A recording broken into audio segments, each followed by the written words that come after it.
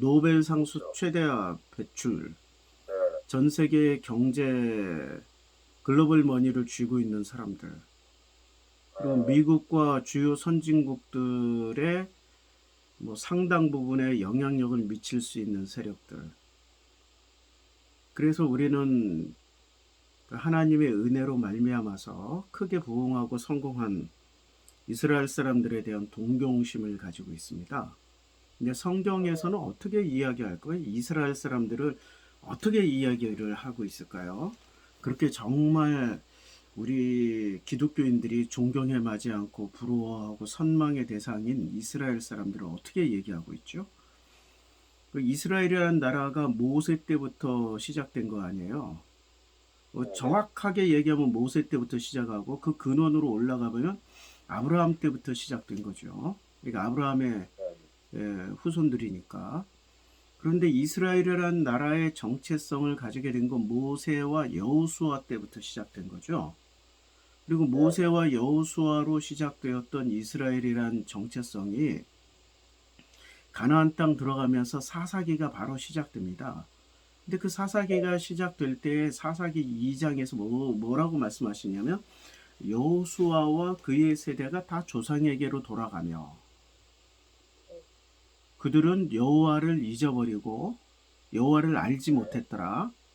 그리고 바알과 그 지역에 있는 신들을 숭배하기 시작했어요. 그게 네. 사사기 사이클로 들어가는 이제 첫 구절이에요. 사사기 사이클이라는 게 그러잖아요. 그냥 하나님의 심판이 있고 왜 심판을 해요? 엄청나게 타락을 하니까 심판하고 그래서 네. 선택을 해서 사사를 통하여서 그들을 괴롭히고 있던 그들의 그 심판자의 역할을 하고 있던 블레셋이나 아몰이나 이런 그 가나안 부족들을 또 아니 격퇴를 하고 또 절정기에 올라가서 잘 살만하니까 그때부터 또 타락해가지고 또 심판으로 네. 들어가서 이게 사사기 사이클 아니에요? 계속 400년 동안 이 무한 반복한 겁니다. 400년 동안. 네. 네. 그러다가 그 사사 시대가 사무엘 때 종말을 맞이해요. 결국에는 사사 시대의 종말을 알려주는 내용이 엘리 제사장의 타락이에요. 그 음. 엘리 제사장 사무엘 상에 나오는 거예요. 이제 사사기 끝나고 이제 사무엘 상으로 들어갑니다. 이제 이스라엘 네. 역사를 한번 보는 거예요. 왜 이스라엘이란 나라가 어떠한 나라였고 이스라엘 사람들이 정말로 복 받았는지 하나님의 축복을 받았는지 하나님의 보호하심을 내내 받았는지를 한번 보는 거예요. 네. 그러면서 엘리의 타락이라는 게 엘리의 타락이 아니라 사실은 홈리와 비느하스 두 아들의 타락이었단 말이에요. 그거는 그 사사였던 엘리의 무능력 때문에 그런 거죠. 엘리의 무능력. 네. 백성, 여호와, 성막, 네. 제사, 예배가 중요한 게 아니라 우선순위가 뭐였어요? 엘리에게는 지 네. 아들들이었어요. 어떻게든 아들들을 보호해주고 아들들의 모든 사건들을 무마해주고 하느라고 네. 사사라는 권력을 남용해버린 거예요. 네. 사사라는 시스템은 왕도 아니고 네. 왕이 아니에요. 근데 백성의 지도자인데 종교 지도자였을 뿐이에요. 그러니까 네. 열두 장로 시스템이 유지가 되어 있는 거죠. 12지파니까 12개로 땅이 배분됐잖아요. 그러니까 12장로 중에 베냐민 지파 장로, 무슨 뭐 네. 므낫세 지파 장로, 유다 지파 장로, 시므온 지파 장로, 뭐 그 각 지파 장로들이 다 있었을 거 아니에요. 그러면 엘리가 어떻게 했냐면 홈리와 비나스 사건 때문에 우리 저 이제 성막으로 제사 지내러 못 간다. 가기만 하면 여자들이 막 울고 온다. 뭐 승질 냈을 거 아니에요. 그렇죠.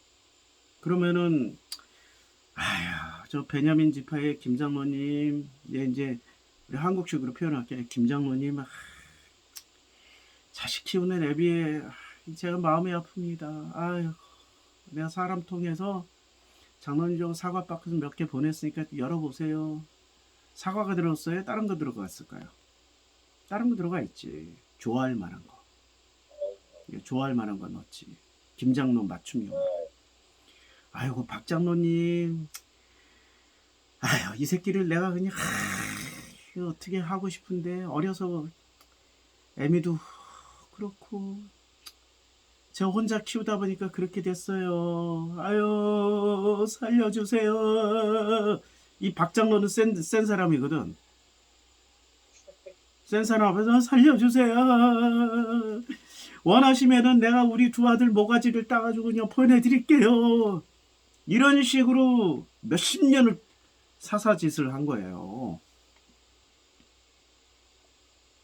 재밌네요, 목사님. 예, 근데 사무엘이 이제 사사를 이어받았잖아요. 사무엘의 사사를 이어받을 때 사무엘도 누구 밑에서 큰 거예요? 어머니 한나 그렇죠. 밑에서 컸으면은 제대로 잘 성장을 했을 거야. 네. 근데 한나 밑에서 크지 않고 젖을 떼자마자 엘리한테 보내줬단 말이에요. 그러면 사무엘의 신앙은 DNA, 어머니의 DNA를 물려받아서 그 신앙을 그대로 물려받았을지 몰라도 사람이 먹고 자고 싸고 입고 하는 그 모든 시스템은 엘리한테 배운 거예요. 근데 엘리한테 네, 뭐를 네. 배워버렸냐면 어머니 한나의 자식 교육을 배운 게 아니라 엘리의 자식 교육을 배워버린 거예요. 그러니까 사무엘의 자식은 홈리와 비느하스보다 더 심해. 그러니까 이스라엘의 12지파들이 야, 저 엘리 시대가 끝나고 사무엘 시대로 들어갈 때쯤이면은 우리 희망이 있어야 될 거 아니에요. 네. 뭐 경제가 좋아진다든지 아니면은 성막에 예배를 드리러 갈 때마다 안전하게 간다든지 뭐 착복하는 게 없어진다든지 뭔가 클린하고 깨끗한 이런 것들이 있어야 된단 말이에요. 그런데 그 사무엘의 아들들을 보니까 훨씬 더 심해.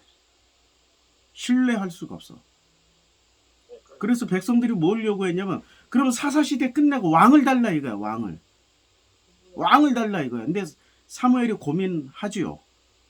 왜 고민해요? 권력을 놔야 되니까. 권력을 놔야 되는 거예요. 근데 그 권력을 놓기가 쉽지 않죠. 그러니까 하나님이 직접 개입을 하셔요. 그냥 왕정으로 가라. 왕정으로 가라. 이게 성경에는 굉장히 많은 것들이 생략이 된 거예요. 굉장히 많은 것들이 생략되고 잘려버렸어. 뭐 그거 굳이 다 기록할 필요가 없어. 우리 같은 사람들이 찾아서 복원을 할 수 있으니까. 그래서 왕정으로 넘어간 거예요. 근데 왕정으로 넘어갈 때 초대 왕을 사울 왕을 세운 거예요. 근데 사울 왕을 세울 때 사무엘의 신앙심은 굉장히 좋을지 몰라도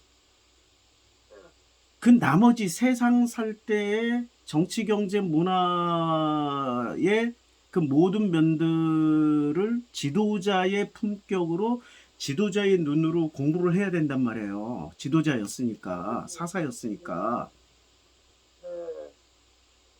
그런데 그걸 누구한테 배워버린 거예요? 짜웅이나 하는 그 엘리한테 배운 거예요. 그러니까 엘리는 마지막 죽었을 때 두 아들 다 죽는 꼴을 보고 자기도 죽는데 목이 잘려서 죽어요? 목이 부러져서 죽어요? 부러져서 죽죠. 목이 잘렸다와 목이 부러져서 죽었다는 어마어마한 차이가 있습니다. 세례 요한은 목이 잘려서 죽었죠. 그렇죠. 목이 잘려가지고 소반에 받쳐서 그냥 제물로 그냥 이게 그 헤롯에게 이렇게 들려져 갔잖아. 자, 네. 신약 성경 예수의 개념으로 보면 우리의 몸은 내 거야. 근데 머리는 누구 걸로 바뀌어야 거듭나는 거예요? 그렇죠. 예수 거로 바꿔요. 예, 그리스도의 것으로 바뀌어야 되죠. 그래야 우리가 거듭난 사람이야. 그래, 세례 요한은 목이 잘렸기 때문에 그리스도의 머리가 붙을 수 있는 거죠. 아멘. 그 가능성이 있는 거예요. 그래서 그게 축복이에요. 네. 근데 목이 안 잘리고 지모가지 이렇게 달고 죽었어. 목이 꺾여서 그냥 죽은 거야. 얘는 가능성이 있을까요? 없을까요? 이런 사람들은. 없다는 얘기예요. 성경에서는 없다는 메타포야 이게. 그러니까 목이 붙어 있다, 안 붙어 있다는 어마어마한 차이야. 그러네요. 예. 이거 굉장한 차이예요. 그러니까 사무엘이 그런 목이 붙어서 죽은 자에게 신앙심 빼고, 신앙심은 엄마에게 물려받았고 나머지를 다 배워버린 거예요. 네. 그러니까 사람 보는 눈이 훌륭하겠어요? 후지겠어요? 당연히 후지죠. 정말 후진 거죠. 그러니까 사람 보는 눈이 어떤 식으로 보냐면 그 사람 속에 있는 깊이 있는 것을 보지 못하고 껍데기만 보는 거야. 네. 키 크고 잘생기면 무조건 좋아. 이게 사무엘의 단점이에요. 키 크고 잘생긴 놈을 뽑았잖아. 보통 사람보다 머리 하나가 더 컸잖아요, 사울이. 근데 이게 한 번 잘못으로 끝나는 게 아니라 다윗에게 기름 부으라고 보내셨는데 처음에 다윗에게 부으려고 그랬어요? 아니면 키 크고 제일 잘생긴 엘리압에게 부으려고 그랬어요? 그렇죠. 큰아들에게 부으려고 그랬잖아요. 그러니까 이게 사무엘의 엄청난 핸디캡입니다. 뭘 못 배웠어요? 엘리에게 배워야 될 것들을 배웠는데 잘못 배운 것들이야. 엘리 자체가 불량품이었어. 그러니까 본토 친척 아비 집을 떠나야 되는데 본토 친척 아비 집을 떠났는데 이게 남의 애비 밑에서 성장하다 보니까 엉뚱한 걸 배워버린 거예요. 그래서 거기를 또 떠나야 돼, 사무엘은. 그래서 사무엘의 말년은 어떻게 돼요? 죽을 때까지 기도만 하다 갑니다. 그래서 죽을 때까지 자기의 삶을 되돌아보면서 계속 가슴 치면서 아들 교육 못 시켰지, 처음 왕을 잘못 세웠지, 두 번째 세울 때 까딱했으면 또 실패할 뻔했는데 하나님이 적극적으로 개입하신 거예요. 그래서 그게 사무엘상 16장이에요. 적극적으로 개입해가지고 다윗을 왕으로 세워요. 근데 다윗은 어떻게 성장을 했어요? 아버지의 사랑을 받았나요? 못 받았어요. 형들의 사랑을 받았나요? 못 받았어요. 네. 그리고 비루 먹은 양 몇 마리를 줬어요. 그리고 비루 먹은 양 몇 마리를 줘서 야, 집 나가. 그냥 집 나가. 꼴 보기 싫어 이 새끼야. 이런 거야. 형들이 이상하게 이 막내 다윗을 엄청, 아버지도 싫어하고 형 위로 있는 형들이 다 다윗을 못마땅하게 여겼어. 신기하게. 그러니까 이 다윗은 어린 시절이에요. 불과 10살도 안 된 나이에 비루 먹은 양은 뭐 온전치 못한 양들이야. 이 양들과 함께 양치러 나가면요, 아침에 나갔다 저녁에 들어오는 거 아니에요. 풀 따라다니면은 몇 달이고 나갔다 들어와야 돼요. 몇 달이고. 그러니까 밖에서 한 대짬 잘 때가 많은 거죠. 그런데 이게 10살 전후에 했던 이 다윗이 생각을 해보세요. 밤에 늑대가 나타나죠. 뱀도 있죠. 곰도 있죠. 사자도 있죠. 이런 건 나타날 때마다 어떻게 했겠어요? 생각을 해보세요. 자기를 지켜줄 만한 게 아무것도 없어. 양들이 자기를 지켜줘요? 자기가 양을 지켜줘야 되는데? 개라고 있는 몇 마리, 뭐 개들이 그 늑대 떼 가운데 자기를 지켜줘요? 그때 이 다윗은 누나들에게 그거 어떻게 알아요? 다윗이 왕이 되고 나서 사람 쓸 때요, 형들의 자식들은 안 씁니다. 그 누나들의 자식을 아주 귀하게 써요. 요직에 다 써요. 형들의 자식을 왜 안 써요? 그렇죠. 어릴 때 트라우마. 그렇죠. 누나들의 자식을 써요. 왜 그런 줄 아세요? 자기가 이 자리에 올라올 수 있게 된 가장 중요한 것들을 가르쳐 주신 분들이 누나야, 여자들이야. 그 집안의 여자들. 그건 처음 듣네. 사사기 잘 읽어보세요. 그러니까 사무엘 상하. 예예 아니 사무엘상 이런 것들을 네. 성경은 아주 디테일하게 다 남겨놨어요. 네. 예, 남겨놨어요. 그러니까 이런 것들을 찾아서 복원해가지고 스토리를 만들어내는 게 이게 목사의 일입니다. 이제 제가 그 일을 하고 있는 거예요. 아유, 귀하네요, 예, 목사님. 예. 아멘. 그런데 아버지와 남성들, 그러니까 아버지와 아들들에 의해서는 버림을 받았지만 여성들에 의해서는 다윗이 살 길이 열린 거예요. 그 살 길을 열어준 가장 중요한 게 신앙입니다. 신앙이에요. 그러니까 밤마다 얼마나 무섭겠어요. 시퍼런 놀더니 늑대의 눈 밤중이면 시퍼렇잖아요. 그게 수십 개가 그냥 쫙빙 둘러싸가지고 침 질질 흘리고 있는 그 장면에서 양들만 죽는 게 아니라 자기도 죽임 당하게 생겼는데, 그러니까 뭐를 하냐면은 그때마다 큰 소리로 기도하고 찬양을 합니다. 밤마다 잠을 못 자요. 밤마다 찬양을 해. 찬양을 하다 보니까 사울 왕이 악신이 들렸을 때, 야, 이스라엘에서 이스라엘 땅에서 가장 기도 잘하고 영역 있는 비파와 수금, 이 노래만 부르면 귀신 떠나가고 악신이 떠나가고 무슨 능력 있는 자를 한번 데려와봐, 내가 괴로워 죽겠어 할 때 이 신하들이 누구를 추천해줘요? 다윗을 추천해주잖아요. 그러니까 다윗이 밤마다 그 광야 한복판에서 누구도 듣지도 않아. 늑대 대 곰대 사자 대 자기 양 그 사이에서 어떻게 이겨먹었겠으면 쫙 하면서 기도하고 찬양하고 그러니까 침 질질 흘리다가 저거 이상한 놈인데 하고 저거 잘못 먹었다가 야 우리 그 속 불량품 저 불량품 잘못 먹었다가 우리가 큰일 나는 게 아니오 해가지고 늑대도 왔다가 그냥 가고 곰도 왔다가 그냥 가고 이렇게 되다가 이게 맨날 저녁 만나니까 어떻게 되겠어요. 한번 먹어볼까?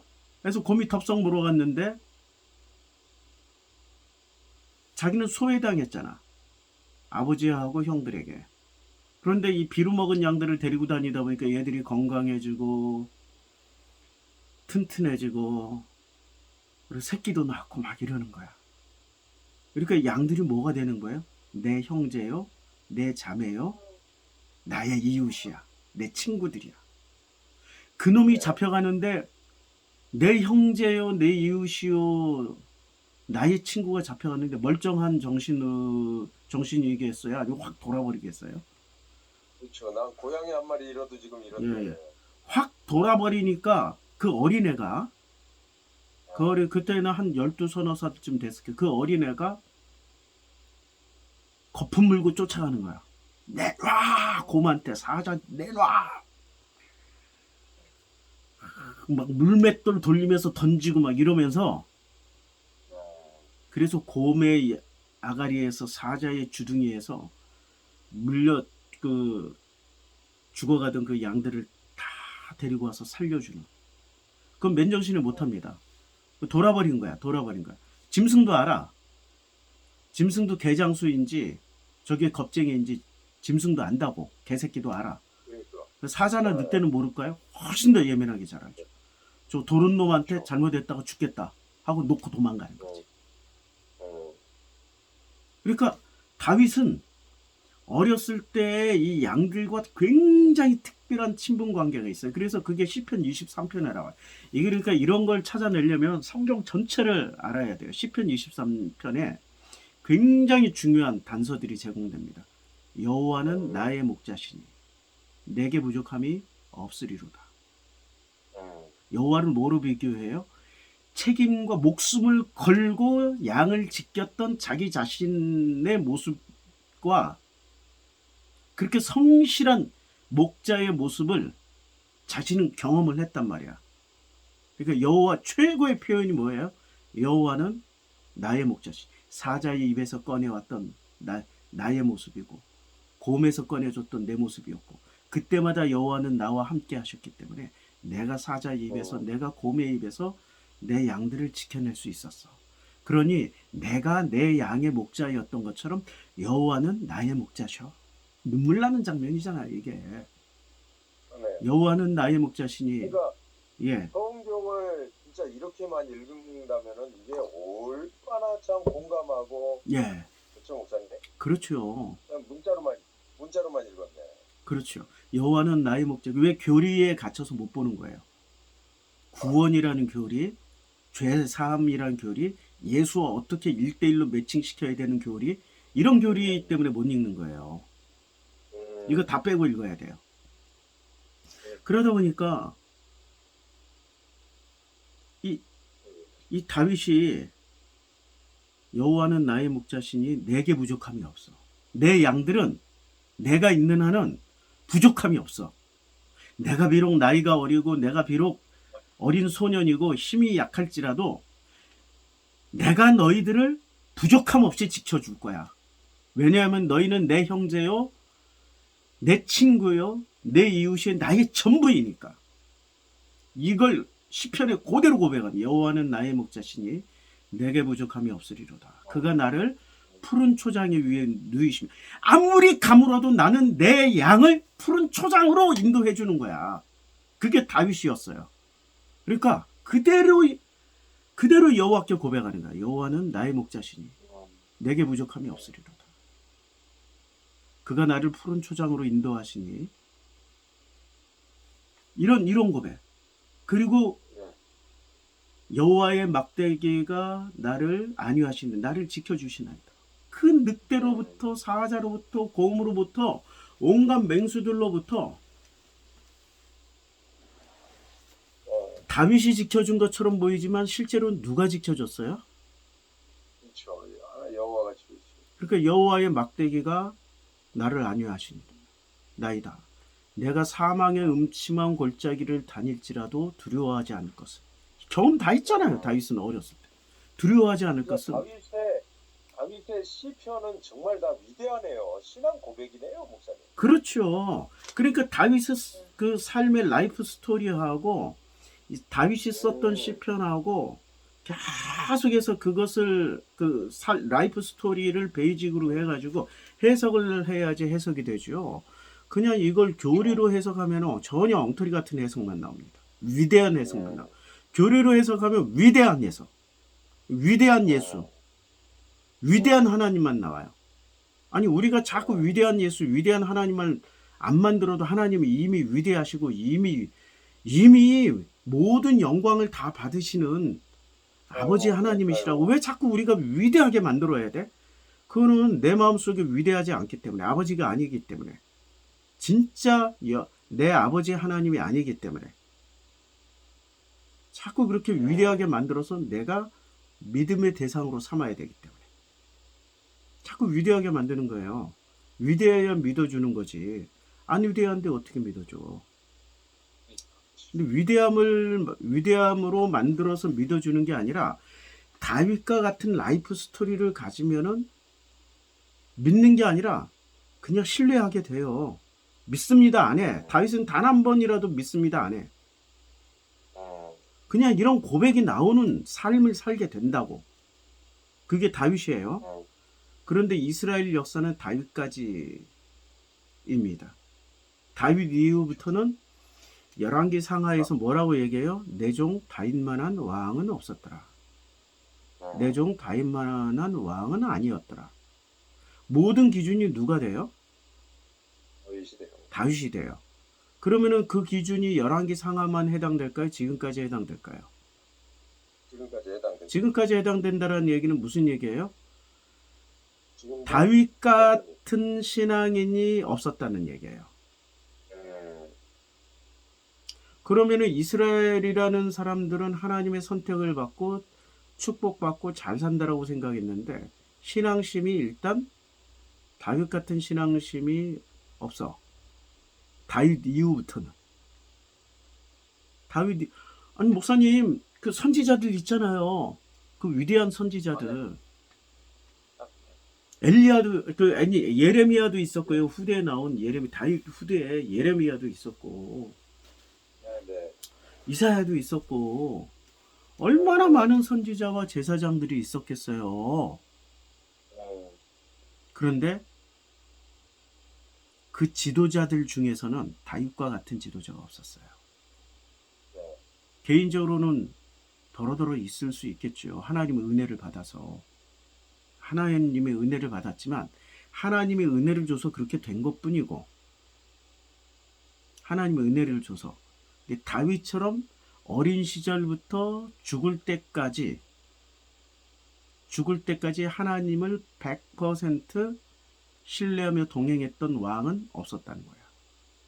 근데 다윗이 훌륭한 일을 했나요?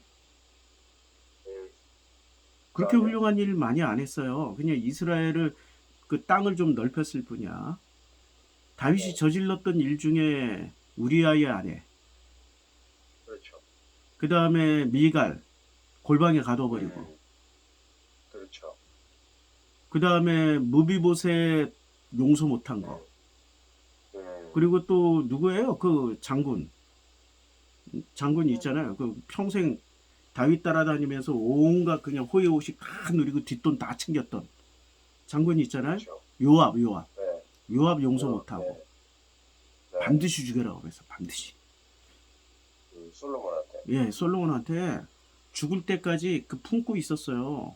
복수를 반드시 죽이라고. 몇 명 죽이라고 그랬잖아. 자기가 살아있을 때는 피를 못 묻혔어. 그리고 성전도 못 지었어요. 성전 짓는 거 허락하지 않았어요. 네. 여러 가지 보면은 부족한 게 많아요. 그리고 아비가일 남편 나발 하던 놈 죽여버린 거. 네. 그리고 자기가 생존하기 위해서 변신을 거듭했잖아요. 침 질질 흘리고 네. 미친 척하고. 네. 아둘람 동굴에서 생존하기 위해서 살아남으려고 엄청나게 극기 훈련했죠. 네. 그래서 결국에 왕이 되긴 했는데,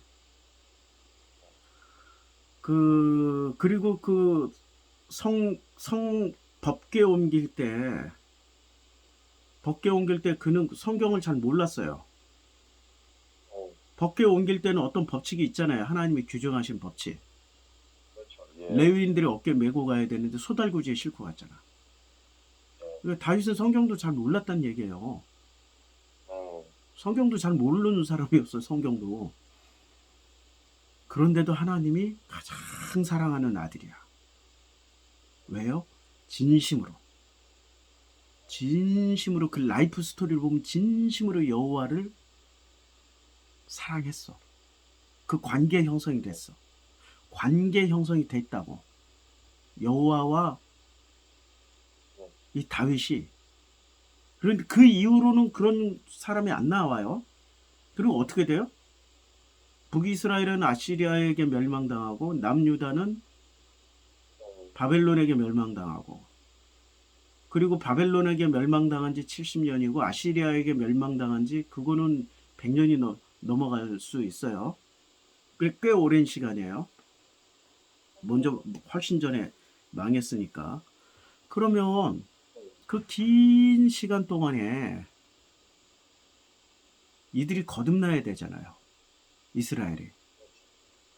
근데 거듭나지 못했어요. 더 악해져서 돌아와요. 뭐를 가지고 돌아옵니까? 예루살렘으로 다시 돌아와서 예루살렘을 재건할 때 좋은 걸 가져옵니까? 아니면은 페르시아의 조로아스트교를 가져옵니까? 껍데기는 유대교인데 이름은 여호와인데, 그리고 성전 건축도 여호와의 성전을 건축했는데, 그런데 그 내용물은 뭐예요? 이름은 여호와고 여호와의 성전 안에 여호와를 숭배하는 그런 그 성막, 아니 그 지성소 휘장 안에 법궤와 일곱 뭐 금촛대와 뭐 여러 가지 놔뒀단 말이에요. 그렇지만 실제 여호와께 제사를 드렸지만, 여호와께 예배를 드렸지만 바리새 서기관은 여호와라는 이름의 조로아스트교를 가르쳐 준 거예요.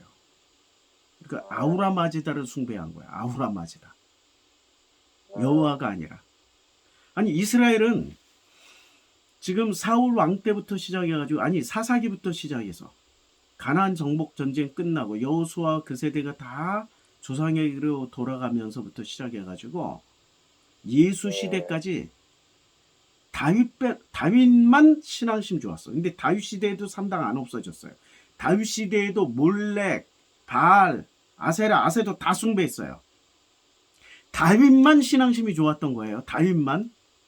다윗 시대 때 전체가 다 신앙심 좋았던 거 아니에요.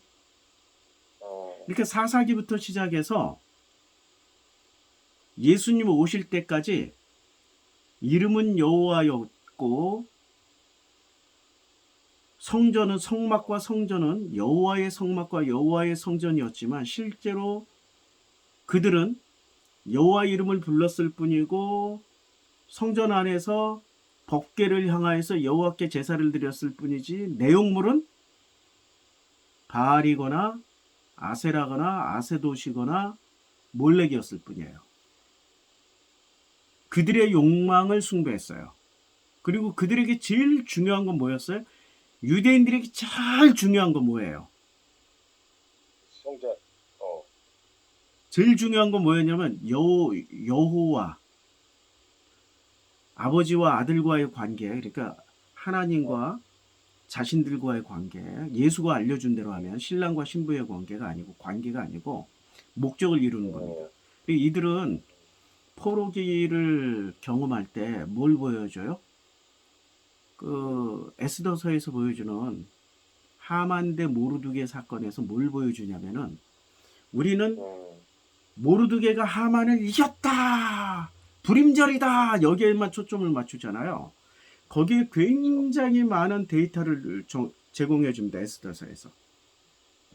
그들이 포로로 끌려갔지만 실제 포로로 끌려갔던 사람들이 하층민으로 사는 게 아니라 슬금슬금 그들이 상층부로 올라오더니 이게 하만 시절에는 아하수에로 왕 때 아하수에로 왕 때는 거의 모든 지역의 기득권을 다 잡았어. 상권 잡았지, 권력 잡았지.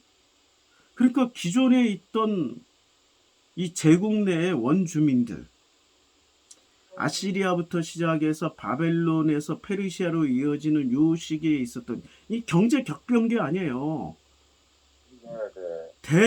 대변혁이 3번 일어났잖아. 아시리아에서 바벨론으로, 바벨론에서 페르시아로. 요 대변혁기에 기가 막힌 타이밍을 얘가 이용해가지고 엄청난 권력을 잡았어요. 그러니까 싫어하는 거지. 어떻게 했어요? 다 죽여버리려고 그랬잖아요. 유대 족속들을. 아예 그냥 페르시아 제국 내에서 다 없애버릴 계획을 세웠잖아요. 하만이. 그들은 신앙에 집중했어요? 돈과 권력을 잡는 데 집중했어요? 그리고 그 선조 아브라함, 이삭, 야곱의 자손들, 아브라함, 이삭, 야곱의 자손들도 보면 이집트에 400년 동안 이들이 하층민으로 살았습니까? 아니면은 파워 엘리트로 살았겠습니까? 파워 엘리트로 살았어요. 넘버 2의 자손으로 가가지고 넘버 2의 형제 자매들로 다 갔을 거 아니에요. 요셉과 그의 형님들이니까. 그리고 남들은 다 곡식을 사기 위해서 처음에는 가축을 팔아, 그 다음엔 땅을 팔아, 처음에는 땅을 팔아, 그 다음에 가축을 팔아, 그 다음에 자기 몸을 다 팔았잖아. 종이 다 됐잖아. 근데 고센 땅에 거주하던 이스라엘 사람들은 그렇게 팔 필요가 없었어요. 이미 땅을 받아서 내려온 거야. 넘버 2에. 그러니까 남들은 10의 2조의 세금을 내야 되는데 이 사람들은 세금을 냈어요? 안 냈어요? 이스라엘은? 세금을 안 낸다니까요? 자, 20%는 어마어마한 차이입니다. 자기 소득의 20%. 남들은 소득의 8%만 가져가는데, 80%만 가져가는데, 이 고센 땅에 정착한 이스라엘 사람들은 소득의 100%를 다 자기 일을 위해서 쓸 수 있어요. 세금을 안 냈다니까요. 세금 면제 받는 사람들이 나옵니다. 창세기 47장에. 제사장들 세금 안 냈어요. 그리고 자기 몸을 팔지 않은 사람들도 세금을 안 냈어요. 자기 땅과 자기 몸을 소유권을 가지고 있는 사람들 세금을 안 냈어. 이스라엘은 그 물질을 바탕으로 해서 애굽의 권력을 다 잡아갑니다. 애굽의 권력을 다 잡아갔는데 왕만 빼놓고 다 잡아요. 이스라엘의 전략은 언제나 1등을 노리는 게 아니라 2등만 노립니다. 그건 지금도 마찬가지야. 정치인 중에 유대인들이 별로 없어요. 정치인이 대통령이 1등이라고 치면은 정치인들, 유대인들이 대통령을 해먹은 나라는 별로 없어요. 뭐를 해먹어요? 대통령에 돈을 줘서 조종해먹는 사람들을 해먹어요. 언론인, 경제인, 뭐 각종 그 파워 집단 다 유대인들이 장악합니다. 근데 인도 사람들은 뭐부터 해먹어요? 권력부터 해먹어요. 카말라 해리스 인도계잖아. 인도계가 곳곳에서 지금 그 영국의 수상이 인도계잖아. 인도인들은 권력부터 잡아요. 달라요. 지금 민족성이 다르다니까. 중국인들은 땅부터 사. 중국인들은 땅부터 사요. 부동산부터 구입해. 다 민족성이 달라. 근데 유대인들은 뭐부터 해요? 절대 1등 안 합니다. 2등만 합니다. 예.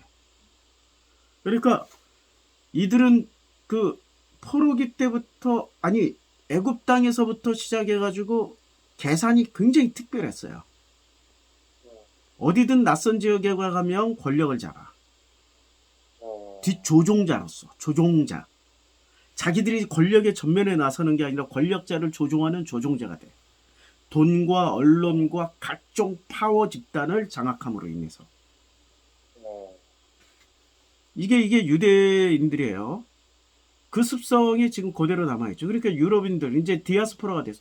그러니까 예수 때까지 디아스포라였다가 귀환했던 그 400년 동안, 그 말라기부터 마태복음 중간기 400년 동안, 껍데기는 유대교였는데 내용물은 조로아스터교예요. 예수가 그걸 와서 깨준 거예요. 조로아스터교를.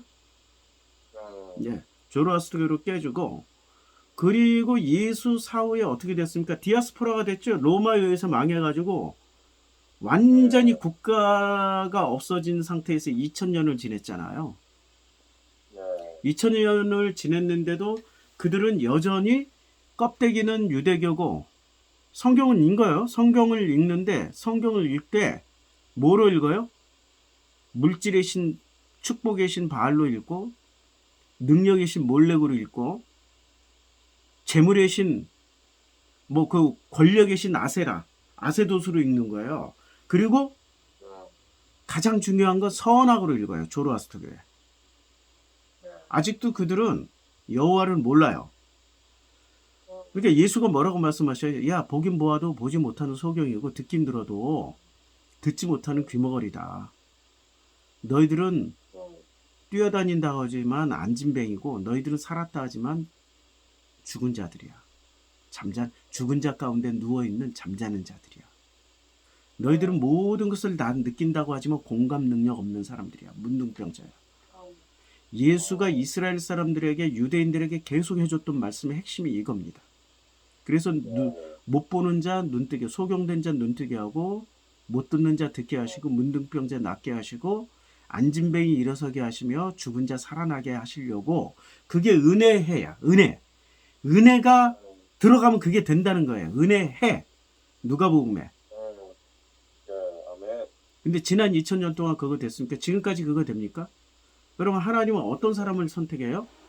어떤 사람을 선택했어요?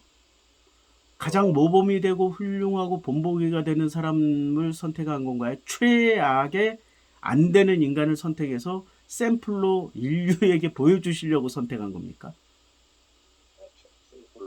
최악의 안 되는 인간, 최악의 인종을 선택해서 이렇게 안 되더라도 내가 선택했기 때문에 내가 품는 거야. 마치 탕자 같은 놈이야. 근데 탕자는 돌아오기라도 했지. 이것들은 지금 지난 아브라함 때부터 지금까지 돌아온 적이 있어요? 개인적으로 몇 명씩 돌아왔죠. 다윗 돌아왔지. 예레미야 돌아왔지. 몇 명씩은 돌아왔는데 그 99%의 유대교 이스라엘 사람들은, 그 다수의 사람들은 돌아온 적이 있냐고. 이들은 아직도 예수에게로 안 돌아왔어요. 아직도 자기들의 메시아를 기다리고 있는 중이에요. 엘리야 같은 메시아, 위대한 메시아. 예수의 제자들도 예수가 부활하시고 승천하실 때까지도 예수의 제자들도 못 깨달았어요. 아니, 이스라엘 나라를 회복할 때가 언제입니까? 그러니까 이들의 목적은 하나님과의 관계 회복이 아니라 국가의 회복이에요. 민족의 회복이에요. 예수한테 배웠다고 하는 그 제자들마저도. 근데 이들이 언제 깨달아요? 오순절 마가의 다락방 이후에 깨달아요. 그게 중요한 거예요. 오순절 마가의 다락방 이후에 깨달아요. 성령이 오셨을 때. 은혜의 해는 성령이 오시면 이루어지는 겁니다. 그러니까 이스라엘 사람들을 우리는 존경할 필요 없어요. 성경에 나오는 아브라함의 후손들, 자손들을 예수도 스스로 뭐라고 말씀하셨어요? 야, 너희 아버지가 아브라함이었으면 너희가 나를 알아봤을 텐데. 요한복음 9장에서 말씀하시잖아. 야, 너희가 아브라함을 믿는 게 아니라 마귀를 믿고 있는 거야. 너희 조상은 마귀야 그냥. 아브라함이 아니고 마귀라니까. 왜 마귀라고 그랬어요? 분명히 아브라함이 자손 맞잖아요. 야, 껍데기는 아브라함인데 내용물은 마귀야. 그 얘기야. 껍데기는 아브라함인데 내용물은 마귀고, 너희들이 여호와를 숭배했지만 그 알맹이는 마귀야. 너희들이 마귀 숭배한 거야.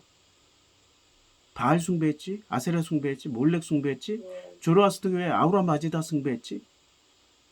이제까지 너희들은 여호와를 제대로 섬겨본 적이 없어. 관계를 형성한 적이 없어. 아니, 이스라엘 나라가 생긴 이후부터 시작해서 망하고 다시 재건했을 때까지 바알이 사라진 적 있어? 아세라 사라진 적 있어? 몰렉 사라진 적 있어? 그리고 포로 교환에서는 제일 센 귀신 데려왔잖아. 아우라마지다. 조로아스터교 가져왔잖아.